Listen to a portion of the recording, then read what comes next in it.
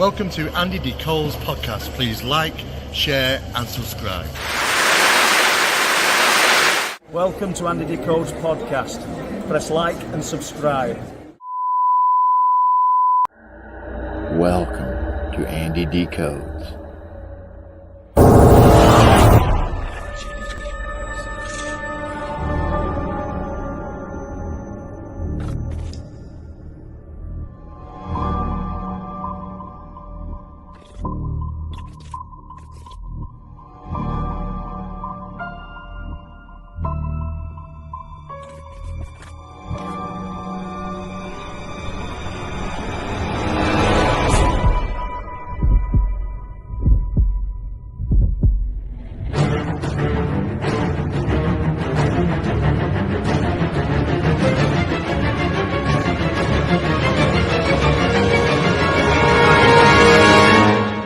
Sit back and enjoy as we dive deeper down into the rabbit hole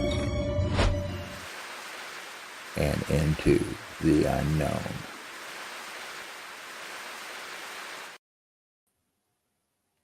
Hello and welcome to today's show, where I'm joined once again by a good friend and amazing person, Mr. Preston Dennett. Welcome to the show. Thanks, Andy. Thanks for having me on. Anytime. No, you're more than welcome. So today is going to be slightly different. You are not allowed to go to sleep. Not you, Preston. If you need to go to sleep, you can.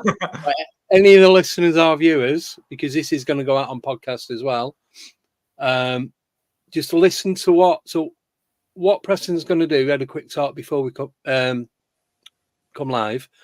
So he's going to explain the pros and cons to everything, what to watch out for, the correct way to do it, how to prep yourself, and all that kind of stuff. Going to do that for a select amount of time. Then after that, we're going to, well, I'm not, but Preston is. Preston's going to go into the meditation part of it. And that's a bit that you need to, is that more important than the prepping, or is it about the same? I would say it's equally important. But yeah, when we do the meditation, you shouldn't be driving or operating heavy machinery. Yeah, make sure you sat down, comfy, and no hot drinks, no animals on you, just in a nice, safe, dark room on your own, where most of you should be anyway, so it's all good. Right, so over to you, Preston. I'll let you take it from here. All right. Yeah, thanks, Andy. I'm super excited. I love this subject. It changed my life. And yeah, I would just like to start by letting everyone know that this is something I have done. I got super interested in out-of-body experiences and astral projection following the death of my mother. I was 19 years old and really sought it out because I was having dreams about her visiting me. And these were not normal dreams. These were what I would call pre-lucid or lucid dreams, which is a doorway to the out-of-body experience. And I started reading about this and stumbled upon the literature on out-of-body experiences and pursued it aggressively and did some of the exercises that are outlined in the literature for a couple of months and had my first OBE, out-of-body experience, which was super exciting. Had another one week later, a third a week later, which was really quite frightening. Yeah. And started doing it regularly. And it was a long learning curve for me. And I wish I had had a little more guidance. So that's why I'm so excited to talk tonight, because if I had someone telling me these things, it would have made it a lot easier and I think less frightening. Yeah. And I've been doing it for a very long time. I mean, I'm now in my mid-50s. And I started having them when I was about, 20, 21 years old. Oh. So a long time. And I can tell you the things I've done are so amazing. Just really a lot of fun, and it absolutely changed my life for the better. Yeah. So I just want to let you know that, this is something I do know about. I've read every book I can find. I've been there and done that. So I'm not just speculating here. I am speaking from personal experience and from something I've really, really studied hard and interviewed a lot of people and taught workshops on, taught other people how to do it. Yeah. So I'm super honored to be able to present today about this subject. We are all absolutely grateful for your time and energy and just being here. Yeah. So there are thank you again. Yeah, of course. I'm hoping you guys try it because you can thank me later. It will absolutely blow you away. And what I'd just like to start with is, because there's a lot of fear surrounding this subject, I think, and it's not warranted. I would just like to start by saying, explaining what an out-of-body experience is. And basically, here we are in our physical body, living in the third dimension on a planet. But we have these dreams every night. And often we don't remember a lot of what goes on for a third of our lives. We're asleep, apparently unconscious. The truth is we're not unconscious. We are traveling into the higher dimensions every single night. All of us, every night, have out-of-body experiences. So this is a natural human talent. It's absolutely as safe as sleeping.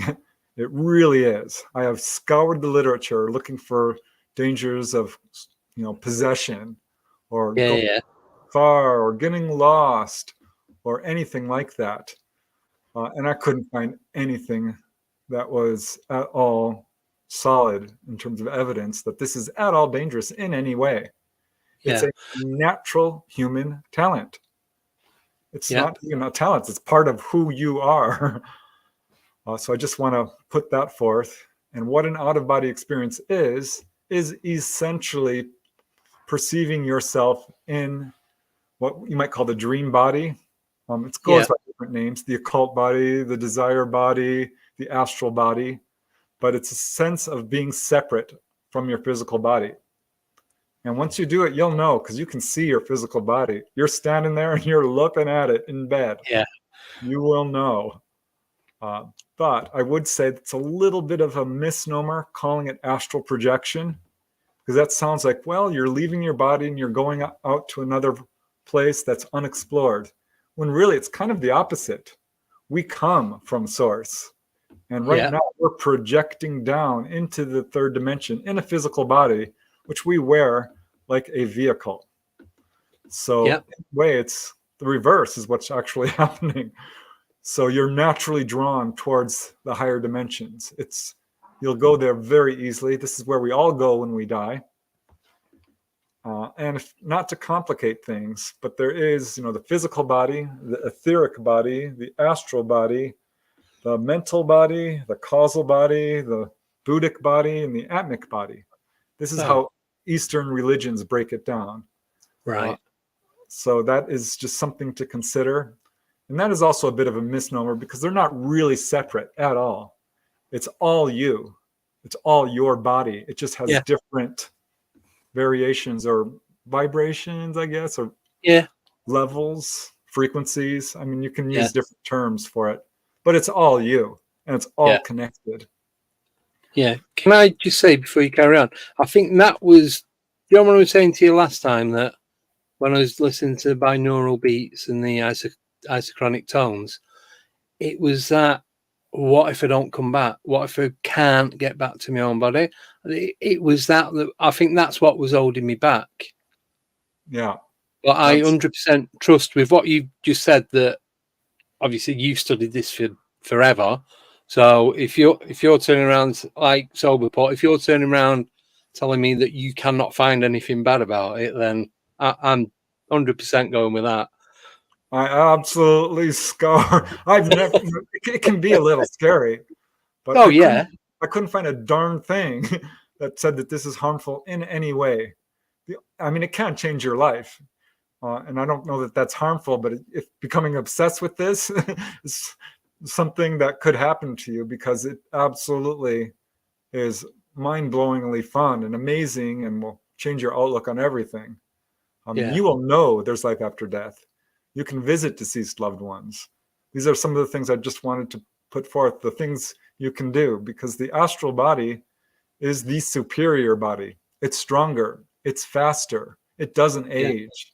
It can do all kinds of things that are much more difficult to do than the physical body. We see and hear about people exhibiting superhuman strength or levitation or telepathy and telekinesis and healing and all this stuff. Well, that's all coming from the astral realms. Those are abilities that happen there naturally. You naturally fly. You naturally do telepathy. You can move objects with your mind when you're on the other side. It's so cool. Really. So, I cannot wait. I really cannot wait.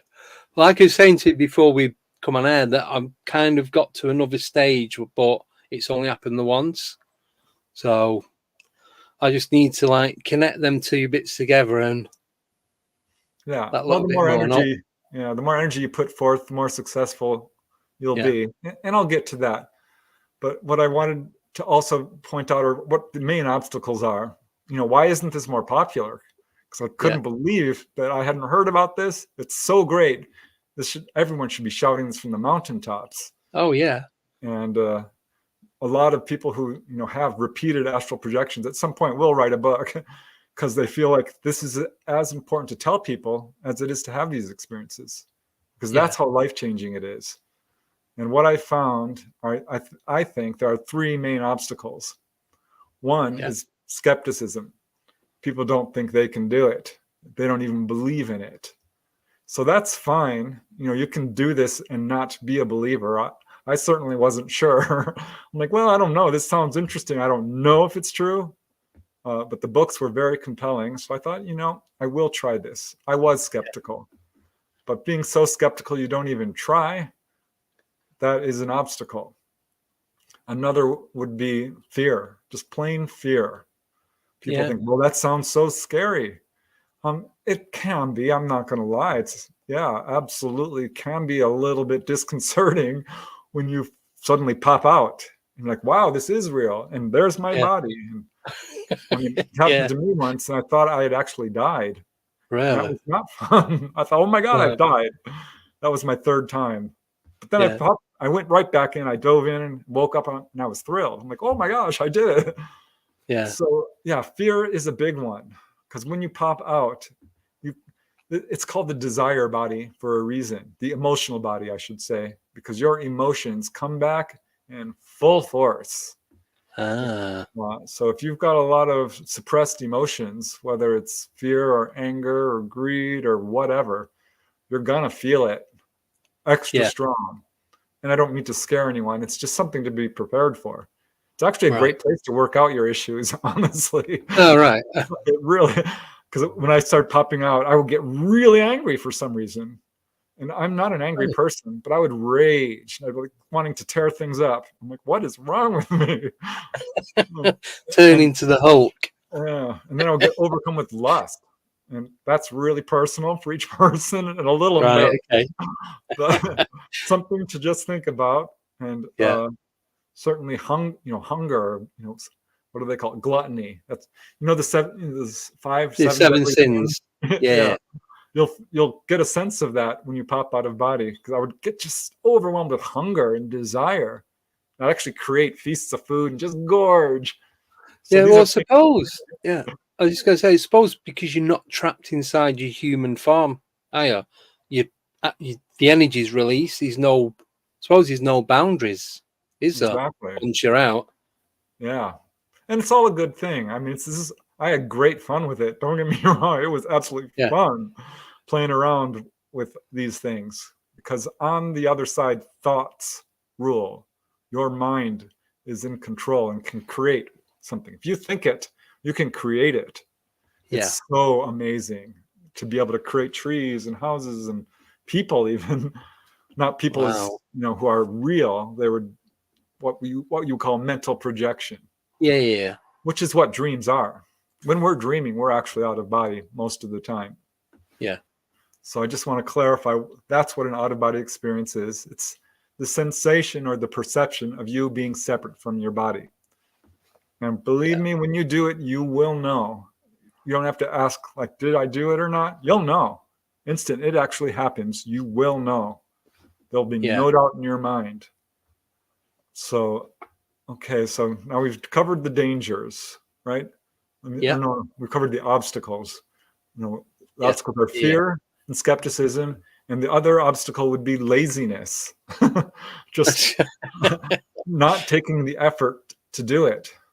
Yeah. And let's face it, you know how hard it is to learn a language or a musical instrument or a computer program or anything like that.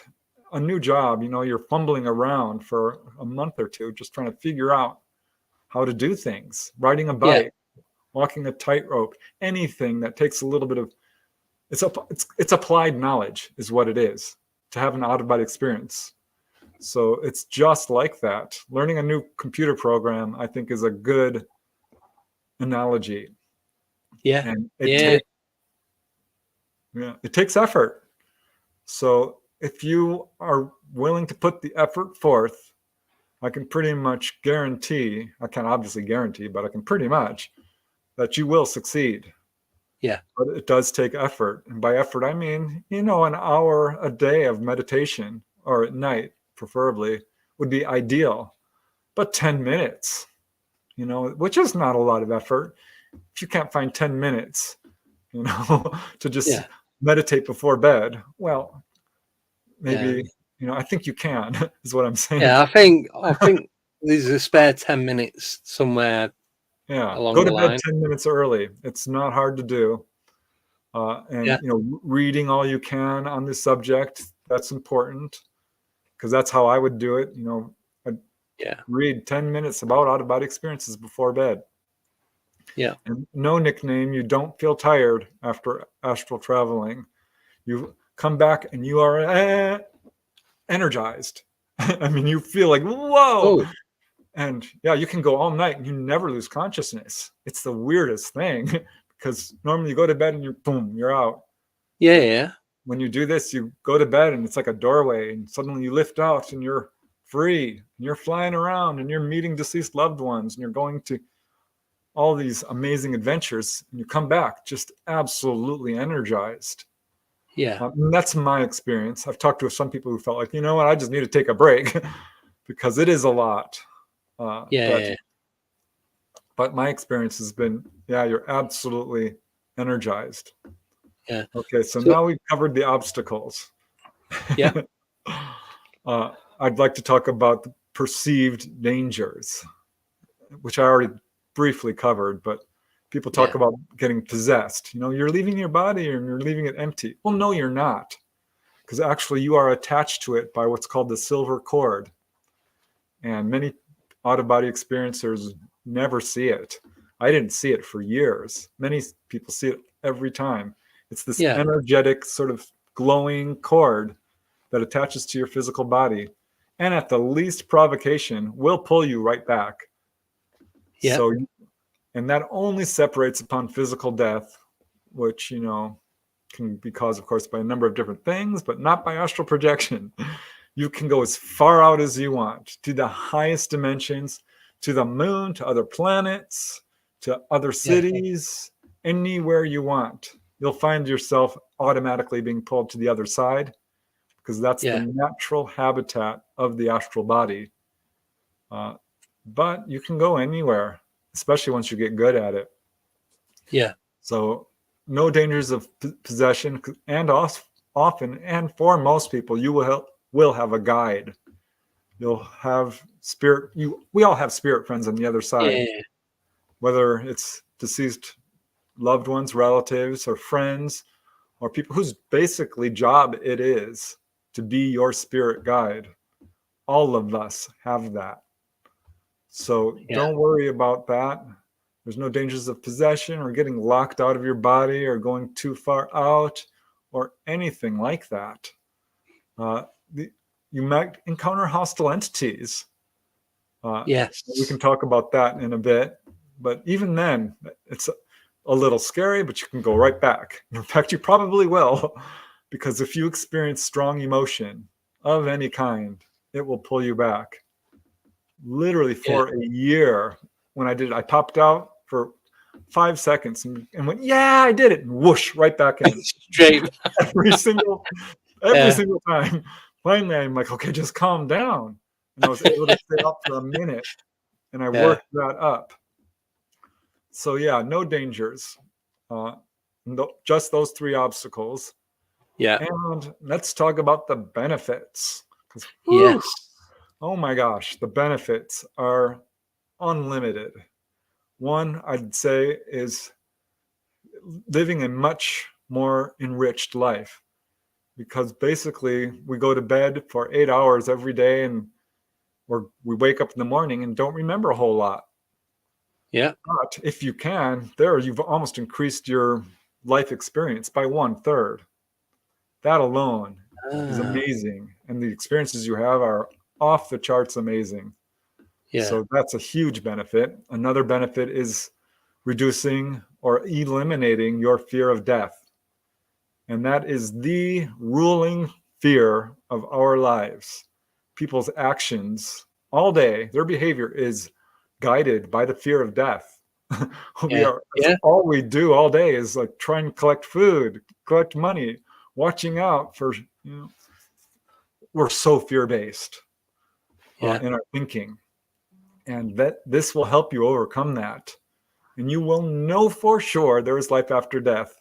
And you'll be like, it's okay to pass on. And you will know it. You will know it. And it's still an unpleasant subject. No one wants to suffer.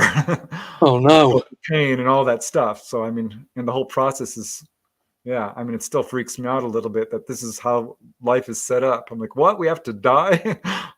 But we live on. We really do. And you will know it. And it's such a wonderful gift.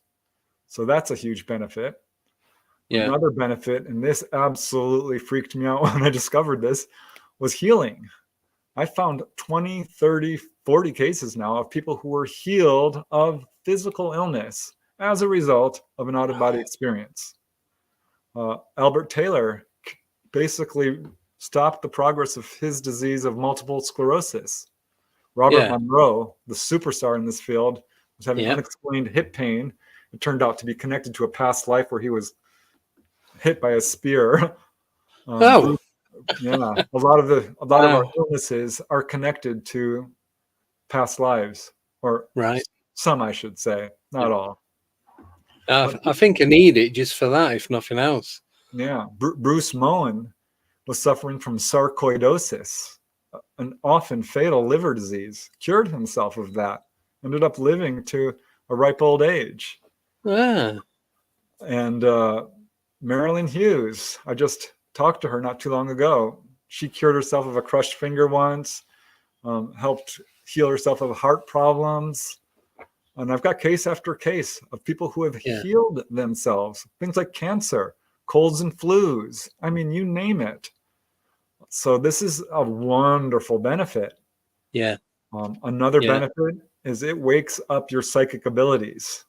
Suddenly, you will start experiencing all the things that are natural on the other side, what we call supernatural, but they're natural. And by that, I mean telepathy and telekinesis and clairvoyance and precognition and healing and all these wonderful things start happening during the day.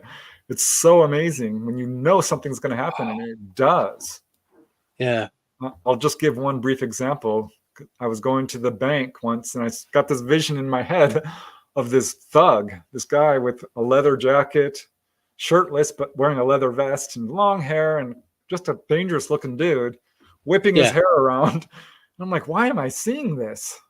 I don't get this. But I could see him standing in front of the ready teller, the bank ATM. Yeah.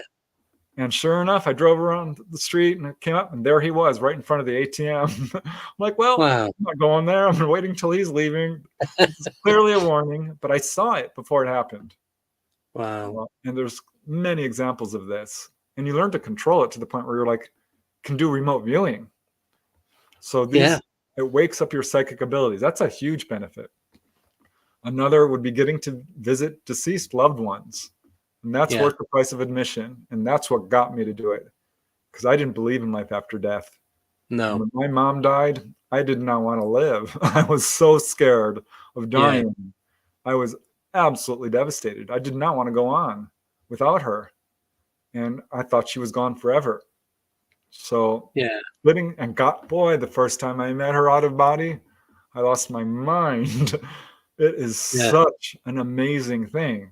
Your pets too. Yeah. Pretty much without exception, every person close to me who's passed on, I've met them out of body. And it's so cool to see them and what they're doing and the adventures they're having. So that's a huge benefit.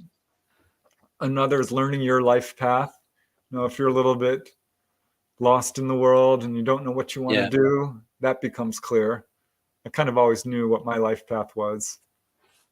So I'm lucky in that regard. But having talked to people, you can learn, what should I do with my life? And you will learn, that sort of thing. So you learn about past lives as well, which is just plain interesting and can lead to healing. You can talk to enlightened masters, people who are fully enlightened. And boy, to be in their presence is like, I don't know. I mean, it's like standing next to Jesus. I mean, it really, and you can do that. I actually had an experience with that once. And I'm not even religious. I'm not. All right. And I had that experience. I'm like, whoa. Yeah, so, it's mind blowing. Yeah, you can go to the Akashic Library, which is basically where all the events of your life are stored, past and future. Yes. So these are things you can do. These are the benefits. Healing temples, temples of learning, really gorgeous, gorgeous places. The other side glows with light. Where most of us go when we die is this sort of garden realm with trees and flowers and fields and streams, and it glows with this inner light, and the air sparkles, and you're embraced with this divine love at all times. You could not be in a bad mood if you wanted to. Really? It is just the best place ever. And the light that they describe in near-death experiences down at it's basically that's what you're doing. And I went into the light, and you can bask in the light, which is sort of a higher level, but it's like nirvana, as described in Eastern religions. You're just in bliss, ecstasy. You're good. Oh, right. Cool. So I just want to motivate people and let you know some of the things you can expect. It's worth doing. Absolutely worth doing. Yeah. And sorry, go on. Yeah, I mean, so we've gone through the obstacles, we've gone through the dangers. So those are the benefits. And it goes beyond that. I mean, I could talk for hours on all the amazing things you could do. And I'm just going to say flying alone is so much fun. Just when you finally pop out and you're like, I can fly. It's the most amazing. I mean, you're like Superman. It is so amazing. Really? No, don't and be you surprised. You can feel like the air and the smells and everything that's going on. Feel the air. You can walk through walls, which is really strange and very cool because you can feel. I finally did it where I kept my eyes open because I'd always close my eyes when I walked through a wall. I'm like, there's a brick wall. Let's just walk through it with your eyes open. And I did it. Look, and you can feel it. It's the strangest thing.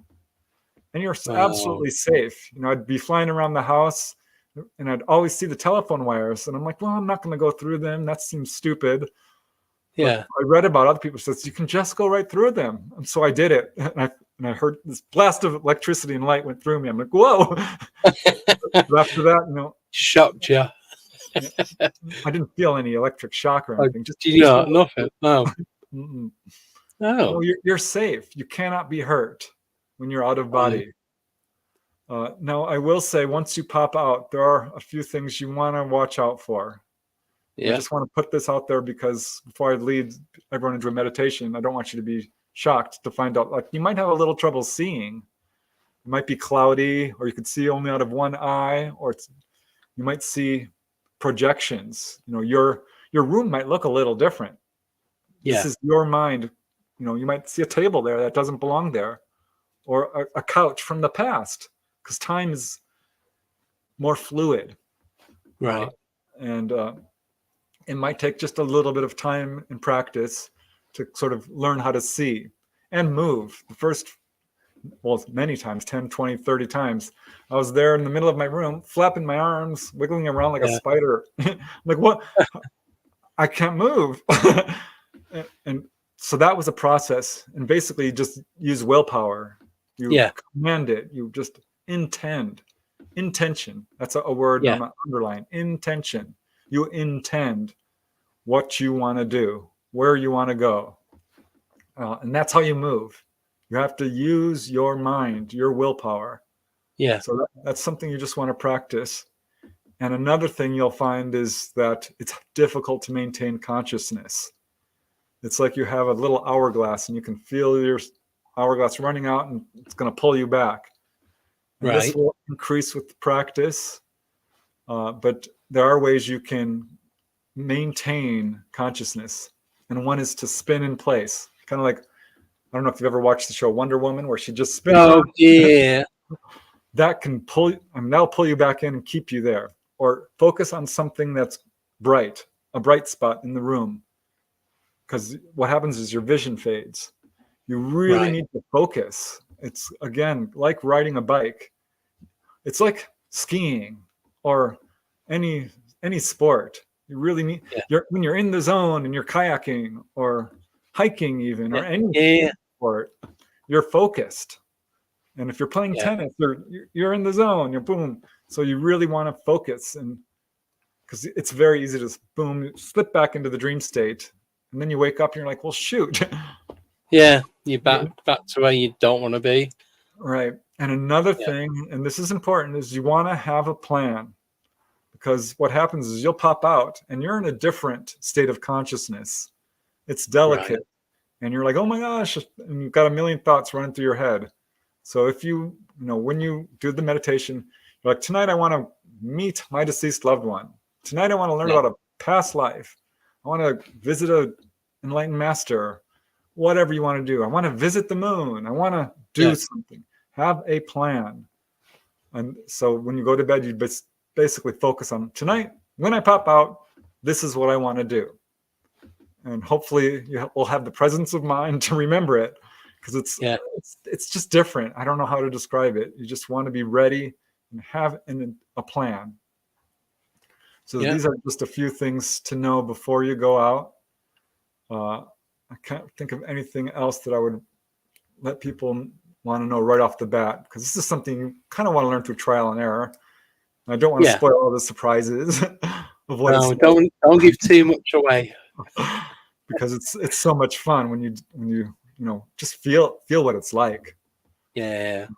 And don't be surprised if there's someone in the room with you when you pop out. You'll probably recognize them. They might look familiar to you. You're like, who are you? Yeah. And it might be a deceased loved one, or it could be anybody, but you'll tell. Yeah.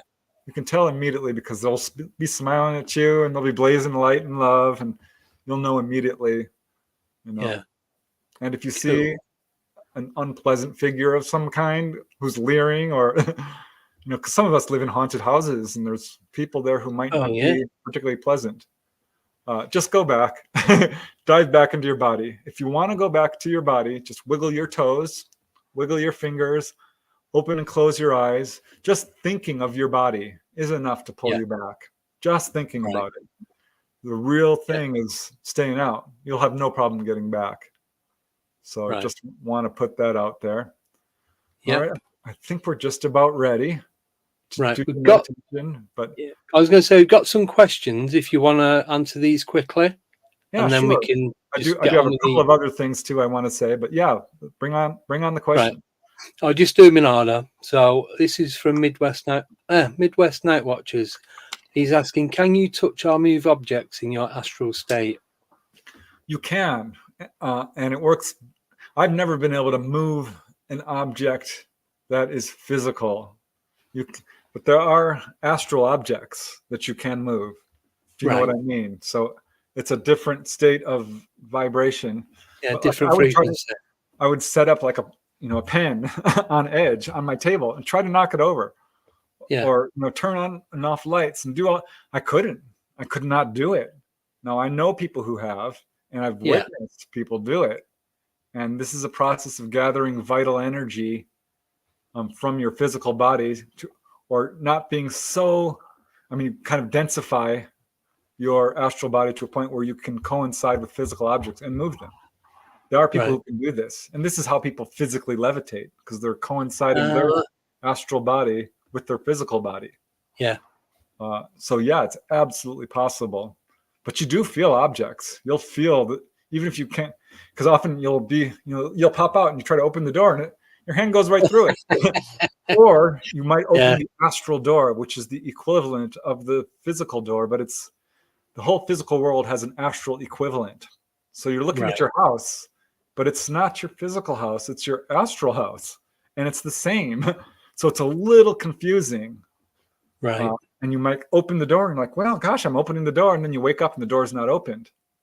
Or you might actually open the door and you did open the door because you had a dense, because there'd be times I try to go through a wall and I bounced right off. I'm like, what's going on? That's because my astral body was a little bit denser. I'm still learning a lot about that. There are people who are so much better at this than me. And a lot of people don't talk about it because this is a personal journey of spiritual enlightenment that we all will take. It's going to happen to you whether you like it or not. You will go out of body at some point. Maybe it's not this lifetime. It probably is, because a lot of us are at that point, I think. Yeah. I think we're awake enough now to know what's going on. You can absolutely smell flowers. You can feel the sunshine. You can feel the wind. You can touch the grass. You can meet other people who are astral and conscious. You can meet other people who are physical. They probably won't be able to see you unless they're a medium or something, and then they will. Right. Which I've been able to do. And that was so cool. And another thing, since, this just came up in my mind, when I started, I had 5 living brothers and sisters, and I'd go up to the other side and they'd be there. I'd be like, oh my gosh, it's you. Oh. And I'd say, are you going to remember this? And they said, no, I'm not going to remember this. I had an argument with my brother on the other side. We were both out of body. I'm like, you're out of body. He's like, yes. I'm like, well, when you go back, you'll remember it, right? He's like, no, I won't. I'm like, why not? He says, I'm not at that state. I'm like, but we're talking right now. What's wrong with you? Yeah. And I did that same thing with my sister. We're all conscious on the other side. We're meeting our loved ones. We're planning our day. We're having adventures. And then we come back and we remember bits and pieces of it, of flying around. And we're like, gosh, that was a vivid dream. I felt like I was at this place. Well, you were. Yeah. But it's all about memory. So, we'll get to that. Are there other questions? Yeah. So one of them I'm going to leave to the end because it's relating to what we're going to be doing. Next one's from Ogata, and she's asking, can you get lost? No, you can feel like you're far too far out. And what happened was, there's been a few times I'm way the heck out there.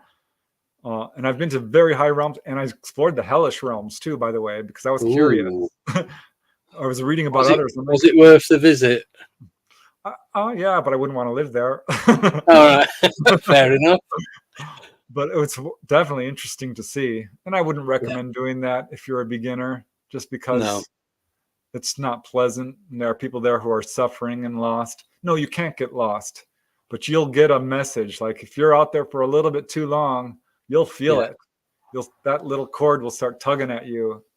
And, it may be so lovely you want to stay, but you won't be able to. You will be kicked out. Unless it's your time, which I suppose could happen, but I've never heard of anything like that. No, you can't get lost. You can go anywhere you want, and if you want to go back, all you have to do is think about it. Can't get lost. What you might experience, which is a little unpleasant at times, is coming back really hard.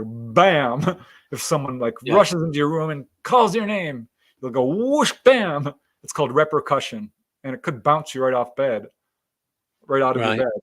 That hasn't happened to me, but I've had. I was once in my room and something fell off the wall by itself and woke me up. And I was way the heck out there. But as you get it practiced, you can actually. It's really cool when you're doing the meditation. I thought someone had turned the light on, and no, I was just seeing light in my room, but my eyes were closed. And another time I thought, I must have thin eyelids because I think I see my room. And I thought I had opened my eyes, but I hadn't. I had not opened my eyes. And I opened my eyes. I'm like, oh my gosh. So that's clairvoyance. Like I said, this wakes up abilities. If you get really good at it, you can bilocate. You can go out of body while you're walking around and awake. The saints have done Really? it. Padre Pio was able to do this. Many of the saints got so good at this, they could physically manifest another body while they're at their church or wherever they are doing their whatever they're doing. Well, literally be in two places at the same time. Yeah. I have not been able to do that, but That is cool. once I was That out of really body is. and I was in bed and I opened up one eye because I'm like lying there awake in bed. Yeah. Oh my gosh, I've got one eye open and I'm all the way heck out there. No, you can't get lost. Don't worry about it. Yeah. It's as safe as sleeping. You're already doing this. You're already doing it. Yeah. So you deserve to remember. Cool. There's a couple of questions you've kind of already asked, so I'm going to jump them ones. This one's from Nickname. She's asking, how often do you do out-of-body experience? Well, initially, when I got really into it, it was every weekend because I could sleep late. On Saturdays, I'd get to sleep an extra hour, and it was, I'd normally wake up around 7 or 8. And so that's when I would just lie there and do the exercises and the meditations, and it would happen. So it was about once a week initially. Yeah. And then I got really into it, and there was a period of time where I was doing it heavy duty, 2, 3, 4, 5 times a week. And then life would catch up with you and you'd be going through your life problems. And I went through a period of a year or 2 without doing it at all. Not doing anything. And now it's back to about once a week or so. It depends how much effort you put forth. I mean, you can do it every night if you want. But I do it fairly regularly. But you go through phases where you're having a really good period and you're doing it nightly, and then you might go a couple of months without doing it at all. So it's all on you. Yeah. Yep. Thank you. Joanne is asking, how do you access healing in the astral? By intention. You say, this is what I want to do. I will go to the healing temple. Just say that. Don't say, I'd like to go to the healing temple, because what you're doing up is setting an intention of wanting to do something. What you do is say, I go to the healing temple now. Yeah. I'm going to say, if you're asking, I want to, you're leaving that open. It's not it's not direct, is it? Right. So if you want to, see your loved ones, don't say, I'd like to see my mom or my grandmother. I'm going to. I go there now. I do this now. Yeah. And probably you will have a guide. I'm the kind of guy who's stupid and likes to do things myself the hard way. So I really struggle. Because I don't know, I've always been that way. So, but most people, I know what you mean. When you read the books, they're like, oh, and I went with my spirit guide and he led me to the other side. I'm like, well, what the heck? Where's my spirit guide? And finally, you've done it too much, Preston. You're not getting one.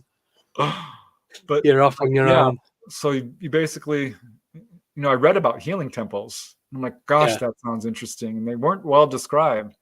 So one day I'm like, I want to go to a healing temple because I was just run down. Yeah. I have arthritis, and I was able to do some healing things on that. Yeah. Which definitely helped. But one day I'm like, I want to go to the healing temple. And because I just, it was on my bucket list. And when you pop out of body, like I said, you want intention, you want a plan.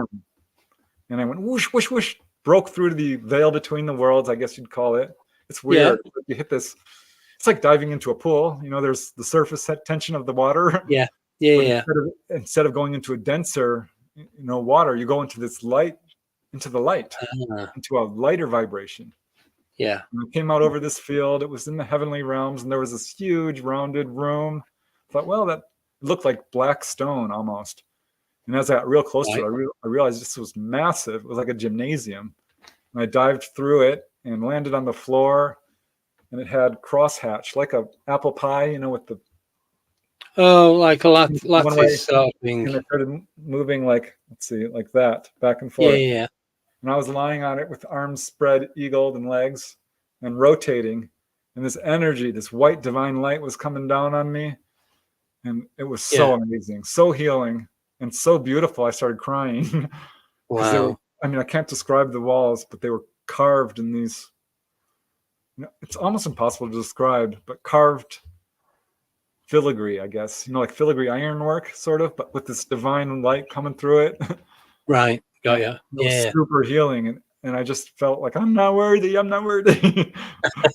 And I started crying, and that Wow. pulled me back. But Yeah. you intend to do it.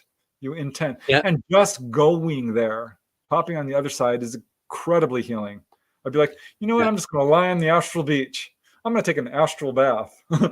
And the Yeah. water, oh my gosh, the water is so different.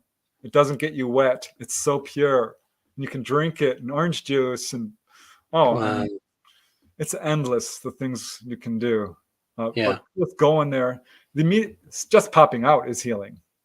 Yeah. But if you intend to, and going to a past life is very healing because we carry trauma from life to life. Yes. And if you have phobias, it's probably linked to how you died in that Okay. lives. And so Yeah. it will happen automatically. Once you have your third or fourth or fifth, boom, you're going to be taken to a past life. It's going to happen. So, and it can be Cool. traumatic. It's often the death scene. So just get prepared for that. Yeah. Yeah. It's all well and good. I mean, it's so interesting and it's very healing. Excellent. Right, I've got a couple more questions. Do you want to do these ones quickly? Is that Sure. all right? It's just looking at the time. So next one is from Baby with a Laser. Excuse me. How does it differ from remote viewing? They're kissing cousins. And as far as lucid dreaming is sort of an inferior form of the out-of-body experience. When you're lucid dreaming, you're out of body, but you are dreaming. You're projecting your mental projections around you, and you can control the dream, but you're essentially out of body. Remote viewing, you are not actually pulling your astral body out. You're pulling your consciousness out, and you can do it while you're fully awake or meditating. It's sort of a form of an out-of-body experience, but you're not actually out of body. Right. And it's super effective. It actually works. Anyone can do it. It's easy to learn. It's just a matter of trusting your senses and not trying to overinterpret things. It's a slightly separate subject, but absolutely related. And I don't want to call it an inferior form because it's not. It's just an aspect of something we can do. Yeah. But it's not what I would call astral projection. Right. Okay. No, thank you.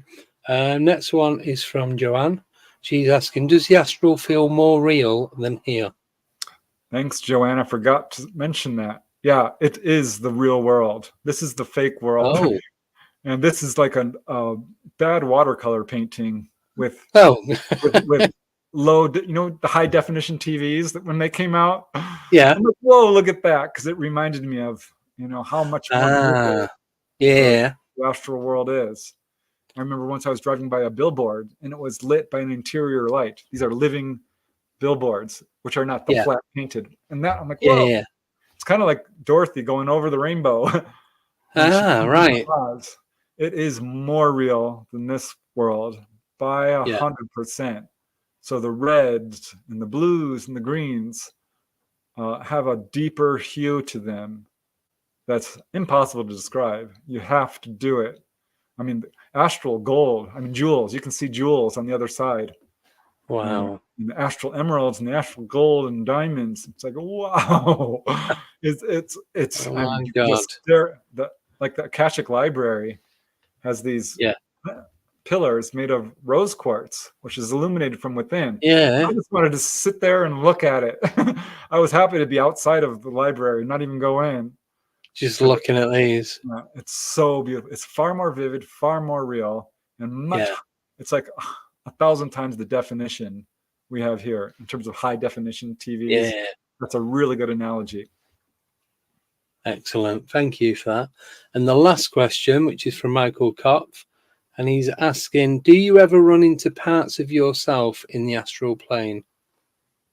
Yeah, I would say to a certain extent, you start to realize a couple of things, that you are integrally connected to the entire universe. Yeah. And you can, your body will become a little ball of light and maybe expand, and you'll really experience this in the higher dimensions where you become the universe in a weird way. And there are no words to describe this. But No. yeah, when you go to past lives, you're like, wow, that's me. And you start to realize how connected we are to each other because you experience telepathy and empathy to a point where someone else's feelings affect you the same way it's affecting them. Yeah. This is something a lot of near-death experiencers have discovered. They come back and they want to give all their money to a complete stranger, and their families are like, what are you doing? What about us?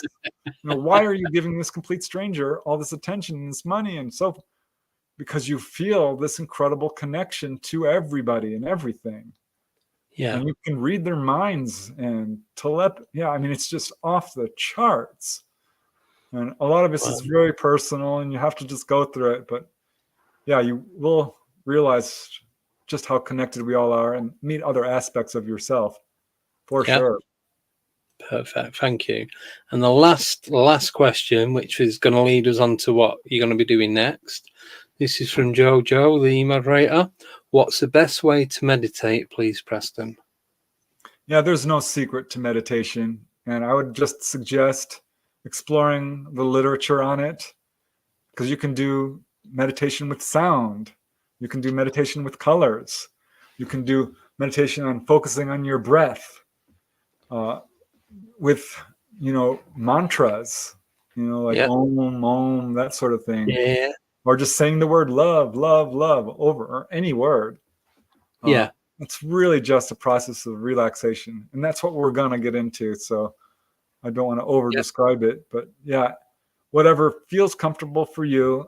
It's really just about relaxation. Relaxation is key, as we'll get to in just a second.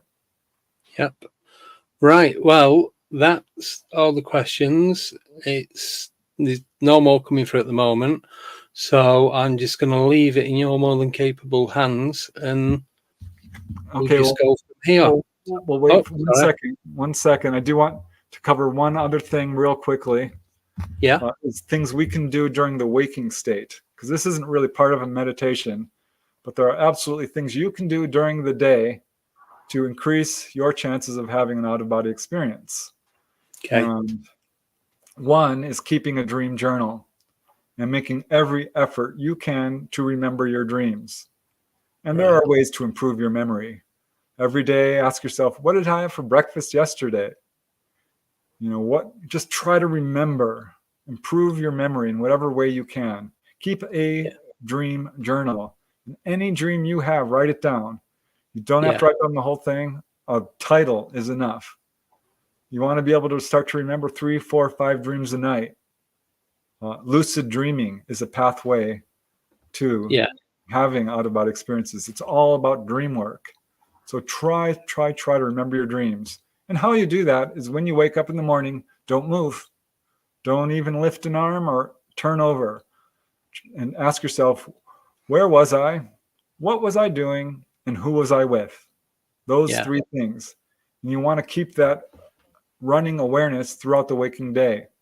Always keep aware of where you are, who you're with, and what you're doing, which sounds, easy, but really we have a tendency to let our minds wander.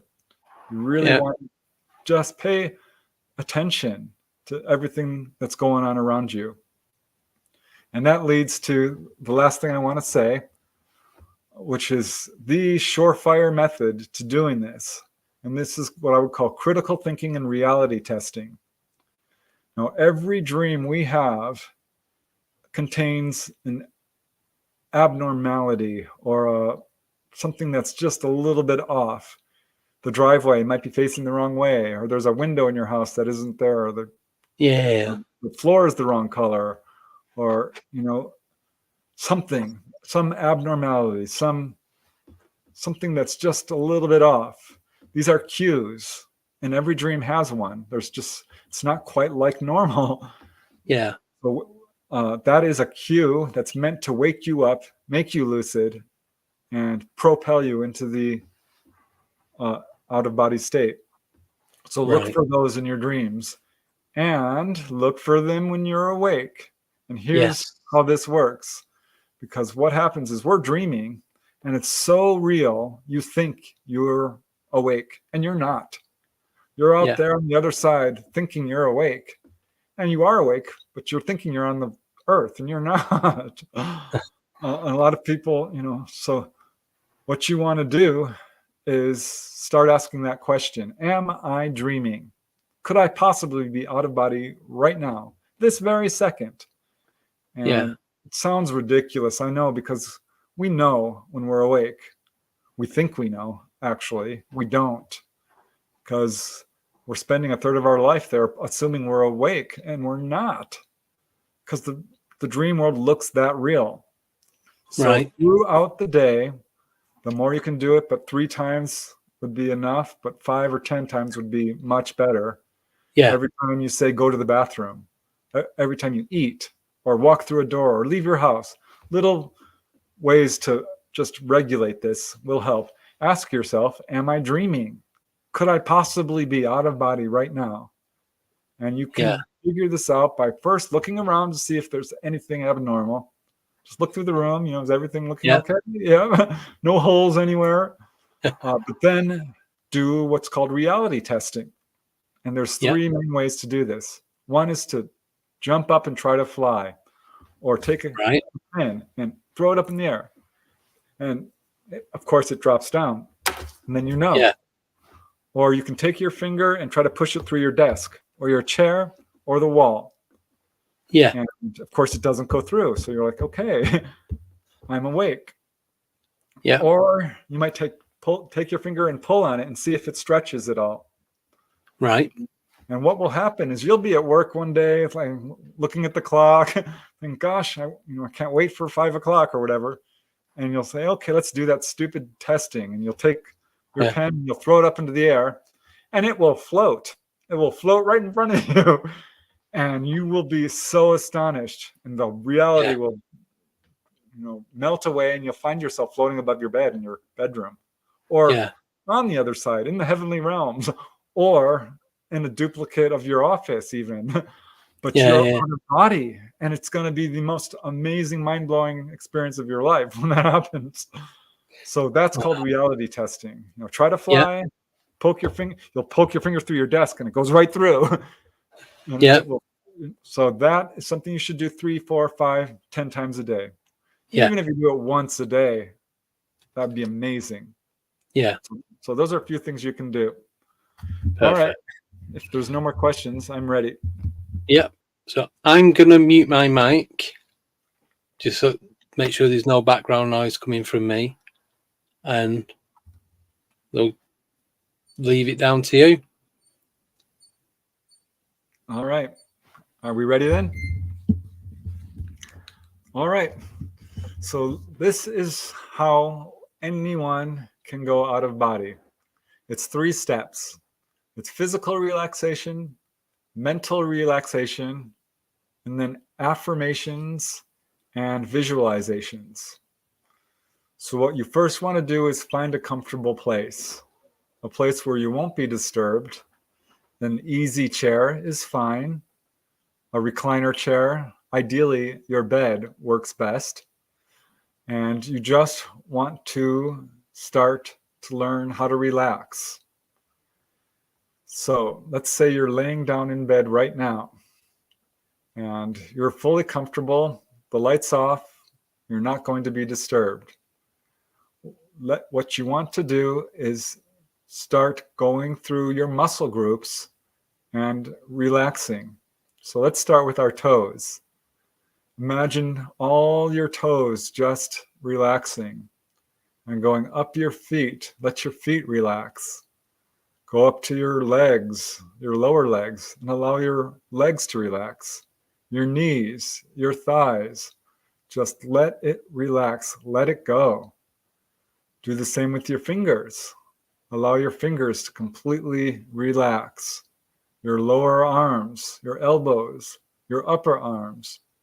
Just feel them melting away. Relax, relax, relax. Breathe deeply in and out, and relax your stomach. Relax your lower back, your upper back.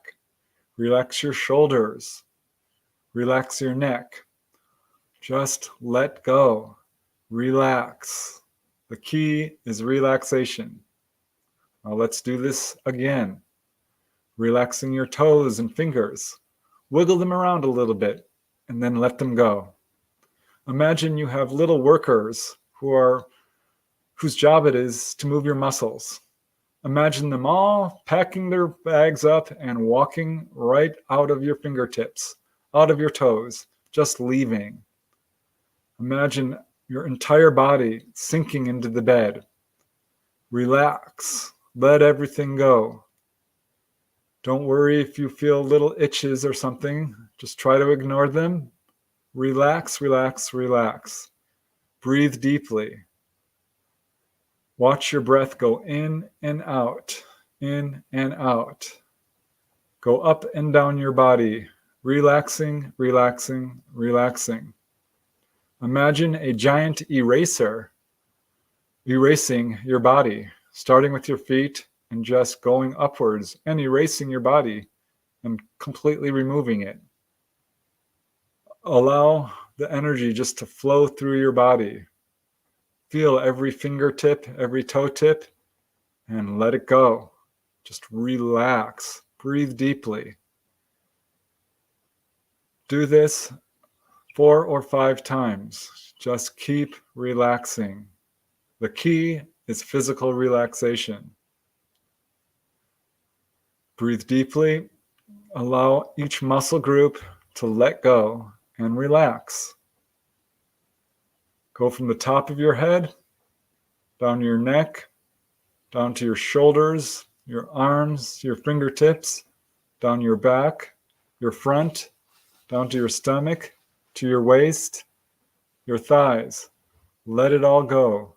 Relax. You want to relax to the point where you start to feel a few sensations. You might feel movement. You might feel heaviness or lightness. You might feel a buzzing vibration, numbness. This is a good sign. You're relaxing, relaxing, relaxing. Now that you've fully relaxed, pay no attention to your body. Pay no attention to the room around you. Turn your attention 180 degrees inward to your mind's eye. Ignore the body. You want to get to the point where you're almost about to fall asleep, but don't fall asleep. Hold on to your awareness. Turn your attention inwards and pay attention to your thoughts. We all have a stream of consciousness that's running through our minds at all times. We're thinking about the things we need to do tomorrow.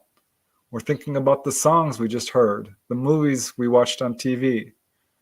We're thinking about dinner. We're thinking about money.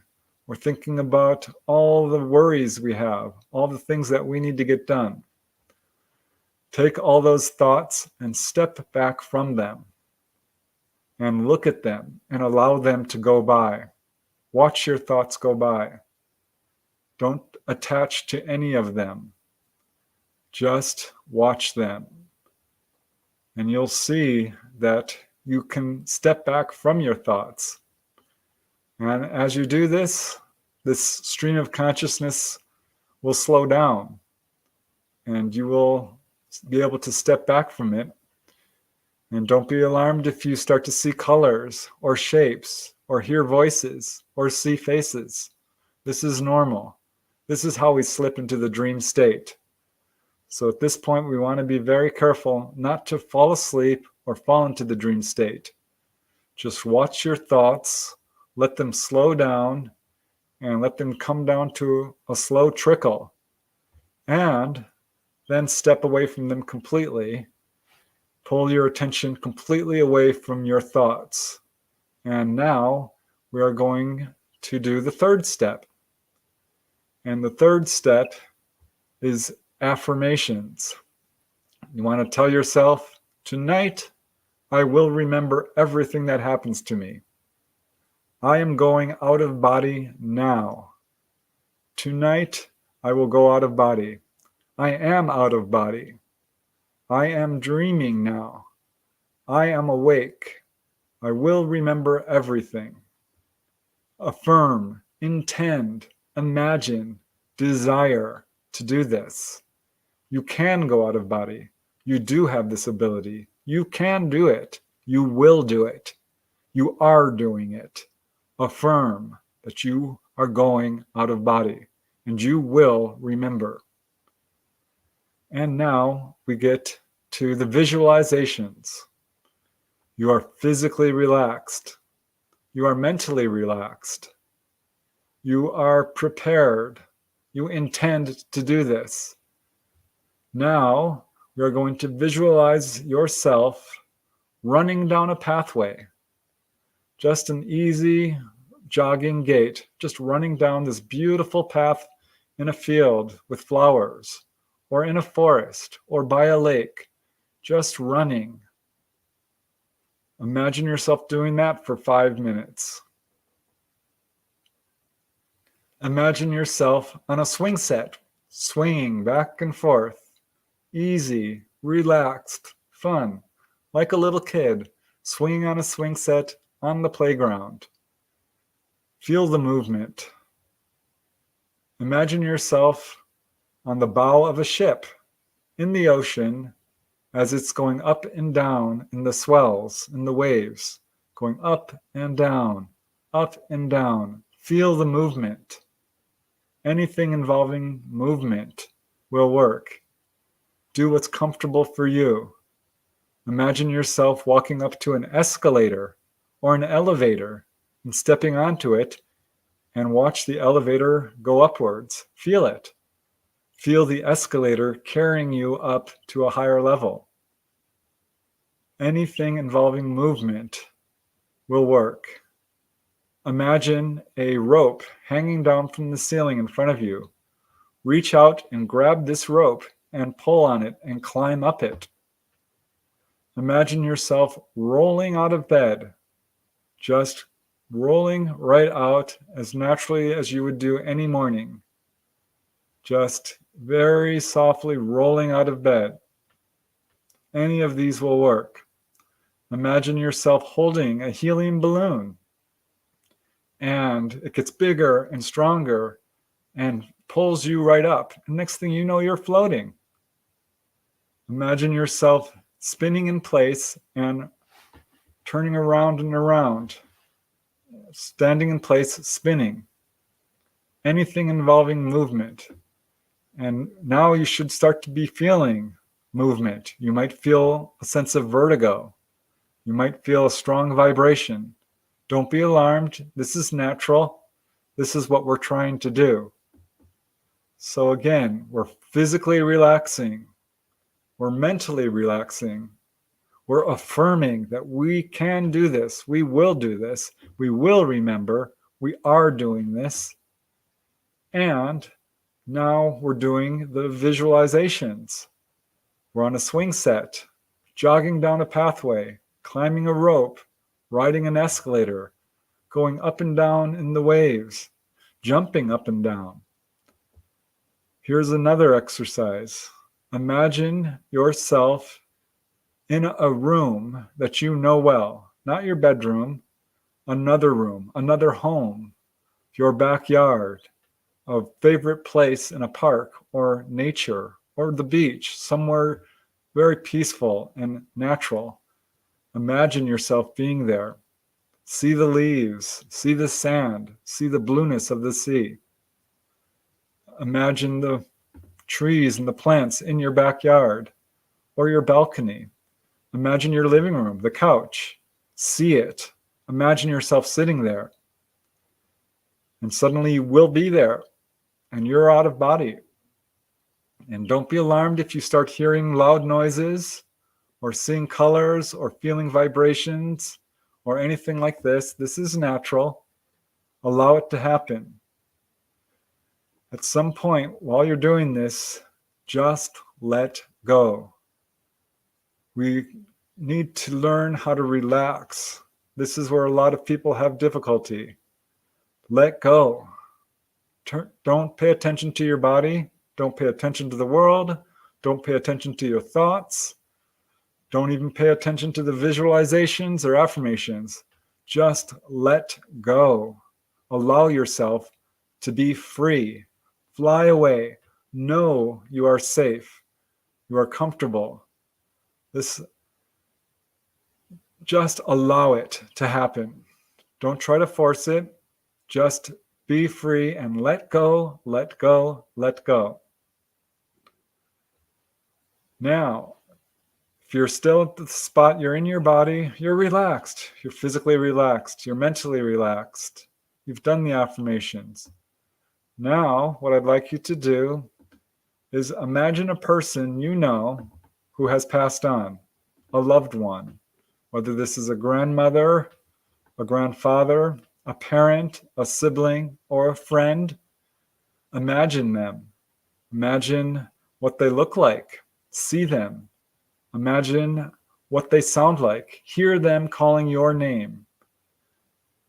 Absolutely imagine everything about them. Reach out to them mentally. Call to them. Call out to your spirit guides. Ask them to come. Ask your loved one to come to you. Ask your spirit guide to come to you. And reach out to them mentally, emotionally. Feel that love connection. This is a love bridge we all have. And it will take you right to the other side. They are waiting for you. Remember, this is safe. This is something we all do every night. It's all about relaxing. Relax, relax, relax. Allow your physical body to relax. Allow your thoughts to sweep past you. Mentally affirm that you can and will do this and will remember. And visualize yourself crawling out of bed, rolling out of bed, walking down a pathway, on a swing set, any one of these. Imagine the place you want to visit. Imagine the other side. That's all there is to it. It might take you a few times. It's usually best to relax for about 20 minutes and just completely relax. You want to relax to the point where you feel heaviness, lightness, vibration, numbness, to the point where you're not even sure what position your body is in. Then mentally relax. Allow your thoughts to go by until they become images. And you start hearing sounds, seeing colors, and seeing images. And then do the visualizations. And you're there. And have fun. Release your fear. You can do this. Put the effort forth and you will succeed. Have fun.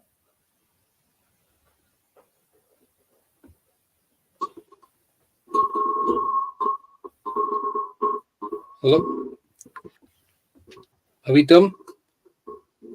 Perfect. Thank you. Really do appreciate that. Obviously, I didn't try it just in case I ended up wherever. But I'm going to be trying that later tonight. So, like I said, I'm going to upload this onto podcast and just listen back to what you were saying. Yeah, and if you have to pause at any time, and just because the steps, it's hard to do it when you're listening to something. Yeah. So just listen to the steps I described and do each one of them. And there are the hemisync tapes that people talk about. Yeah. You can try that because that will give you a sense of what it's like to feel that vibratory state. Yeah. But I generally don't even recommend those because that's kind of like forcing a flower open, and it works. Yeah. But if you do it naturally, I think you'll be a lot more successful. And Yeah. really, really concentrate mostly on relaxing, because all of us have a tendency to grind our teeth at night and clench our fists and toss and turn. Yeah. Tell me about it. So just let it go. Yeah. Let it go. You're going to be fine. Yeah. So with what you just said, just like you said, just listen to part of it, get used to what you need to be doing. Like you said, pause it if you need to, then, or even go back and listen to it again until you get to that that point that you need to be at. Excuse me. Yeah, exactly. Yeah. I think that, while you can relax absolutely with someone leading you through it, ultimately it's something you want to do in complete silence. Yeah. Which will probably be more effective. But yeah, just following those steps will absolutely work, particularly if you supplement it with going throughout the day and asking yourself these questions. Am I dreaming? Am I out of body? And doing the actual reality testing and meditating each night before you go to bed, and just allowing that stream of thoughts, because that's another barrier. We're thinking so much. On one level of consciousness, we have all the things we're thinking about and just to live the day. And right below that is the songs you heard. And right below that is the movies you watched. And right below that is all of your 7 deadly sins that you're working through. Your anger, your lust, your greed. We all have gluttony and despair. And don't procrastinate. Each thing you procrastinate steals your attention, your awareness, and it's all divided up. So part of your attention is going to be on like, gosh, I need to fill the car with gas. Why didn't I do that? I really need to get this paper written. I really need to fill out this, form. I need to get this license. All the things we need to do just to live. I need to mow the yard. I need to feed the dog. Do all the things you need to do. Get it done. Yeah. And face your fears. Do not ignore or deny your fears. Realize your goals. If you want to do something, do it, and do it now. Yeah. Life is short, because that is stealing your attention. So if there's something that you're putting off because you're afraid you can't do it, or it's hard, just do it. Do it. And that will free your mind and give you the attention you need to be able to do this more successfully. Yeah. No, thank you. Got a lot, all positive feedback. So I'd go through them. I hope you don't mind. So first one's from Joe saying Preston needs to make a DVD or CD. His voice is so relaxing. And it was, that's like I said, that's why I mute. I was just drifting off with what you were saying. And so I had to keep refocusing. So I'm not complaining. I will do that, because I really wanted to just do a focused, full-on, 30-minute meditation. Yeah. So I'll work on that. And if I do one, I'll definitely forward it to you. Oh, yeah, please. Thank you. Yeah, definitely. 100%. Thanks, again. Joe. That's very kind of you. Chiro Sounds, amazing. Purple Love Art. Thank you. Susie B, who is now our latest moderator on YouTube, she's saying thank you as well with a love heart. And that was very relaxing, Preston. Thank you. Joanne, brilliant. Thank you. Susie B again. You relax so deeply, you stop feeling the body. Yes. So, and if you start falling asleep, there are little things you can do. Yeah. Maybe sleep with your head at the foot of the bed, or pile up some pillows and sleep, slightly elevated. Or if you fall, sleep on your back, turn on your side. If you sleep on your side, go on your back, so you won't fall immediately asleep. Yeah, and no, as Paul, I've been so stressed lately. Feel better now. Thank you. And a load of emojis. Release your fears. It's a safe universe. We're gonna be fine no matter what happens. Yep. And then nickname has put was really good, Preston. Thumbs up. A natural meditation guidance. Awesome. Yeah. Forrest Ryan is known. I was relaxed. Thank you. Margaret Webster. Thank you so much, Preston. My pleasure. Yeah, absolutely appreciate it. You have to try it, guys. It's no good if you just definitely tonight. You have 100%. To do the exercises. Yeah. And to Michael, who's over in Texas, good friend as well. Great episode. I learned so much from Preston when he was on my show, and loved his guided meditation. So thank you again. So yeah, really, absolutely appreciate it, Preston. Thank you so much for coming on and doing this. My pleasure. Yeah, Yeah. it's the first time I've actually ever done something like this. So Really, it's like born natural. Honestly, I like I said, I could feel myself like drifting off, and I was like, no, I've got to, without being horrible, I've got to stop listening and watch what's going on the screen. So, no, it was really good. Thank you. Is there anything else you'd like to mention before we wrap this up? No, just underlining that this is super safe. In fact, it's the opposite of dangerous. It's super beneficial, but you do have to do the work. You have to put effort forth. Wrap up your intention, your attention, your focus, your imagination, and your willpower. Bundle that all up, and you will succeed overnight. I've taught people that they did it that day. Some people, it took them a month or two, and some struggle with it. But it's all about relaxing and allowing. So don't try to force it. Don't worry if it doesn't happen right away. Just let go. Do the exercises and then let it go. Yeah. So my mate Ryan, he's asking, I was in deep relaxation. I seen colours, and when I came round, I had tears. Is that normal? Yeah, it's 100% great sign. All right. Because the emotion is part of this, and you'll feel the emotion when it's not at all unusual to feel incredible ecstasy or poignancy or the whole wave of emotion will ride right into you. So 100% normal. Perfect. Thank you, Preston. Right. So I think, should we wrap this up now? Because you've done everything that you promised you was going to do. So I don't want to keep you longer than needed. I will say one more thing. Feel free to reach out to me. I can send you a little guide which is everything I described in a page. Yeah. So if you just want to reach out to me, you can go to my website, or I'll give you my email. It's prestonufo@gmail.com. And I'll send you a tiny little guide on how to do this, just so you won't forget any of these steps. Super easy and super beneficial and a natural thing. It's not supernatural. You're supposed to be doing this. And boy, will you realize that when you actually do it. You're like, wow, this is how we're supposed to be.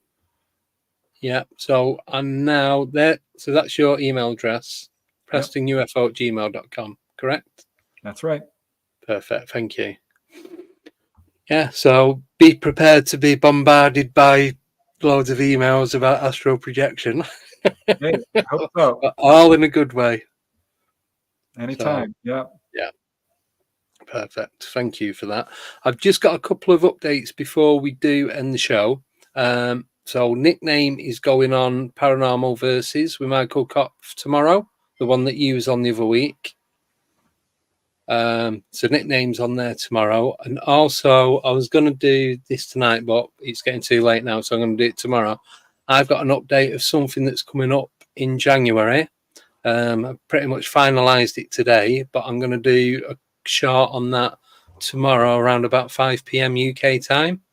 So if you are about, please do jump on the channel and listen to what I'm going to be telling you. So that's it. So thank you for letting me jump in with that. Do appreciate it. And hopefully you'll be back on again soon in the new year. You did say you've got a new book coming out, didn't you? I'm working on it. I've still got a few chapters to go. All right. I wasn't sure if it was you or somebody else, but I thought I did write it down last time. I thought, I'm sure you're in the middle of writing a book. Always. Yeah, not enough books out there, so I appreciate it. But yeah, thank you for coming on. I'll add your email account into the show notes so that anyone watching it back can jump on there and drop your message. Wonderful. So excellent. Right. Thank you everyone for coming on. On Friday, I've got Steve Ward coming on, who's the curator of Mothman Museum over in Point Pleasant in West Virginia. And then next week, I'm doing Tuesday, Wednesday, and Friday. But I'll tell you all about that on Friday's show. So, yeah, thank you again, Preston. Thank you, everyone in the chat. Thank you for keeping the questions down while Preston was explaining on what we needed to do. Really appreciate that.